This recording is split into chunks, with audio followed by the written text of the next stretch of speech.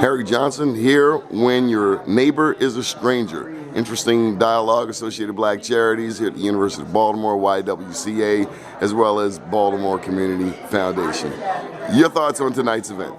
Well, I think dialogue is always important, and we're about this work at the Community Foundation. I'd like to see more people in the community here because we have to have this dialogue. We have to have a common language so we understand the problems we're trying to attack. But we have to attack it. We can't keep playing with this and acting like it's not even. Are we in denial? not so much, black people, but mainstream America.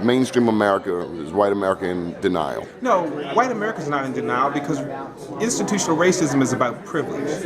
White people have privilege. There's nothing that requires white people to give up their privilege. They're not challenged. They don't have to give up their privilege. And who would give up privilege if they have it? But fairness and equity dictates that everyone be given an equal opportunity at the playing field. So I don't expect that unless we find real policy reasons for people to change, the behavior is going to change. I was at a meeting the other day, and the councilman said that he wanted bullying to stop among our children.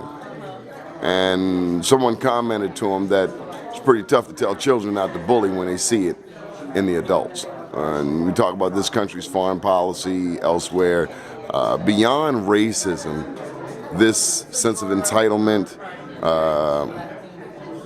this privilege, is it damaging America at the core in our relationships internationally? Well, sure it is, but it's more than that. It's really a depersonalization. I think technology is a beautiful thing, but with technology, people don't talk to each other anymore. You can send a text message with a very nasty message to someone in 2 seconds. Where if you had to sit back and think about it, whether you were to call the person on the phone and say that, or if you had to write them a letter and had the time to deliberate about it, maybe you wouldn't send a nasty message. And I think that kind of immediacy caused us to lose interpersonal contact.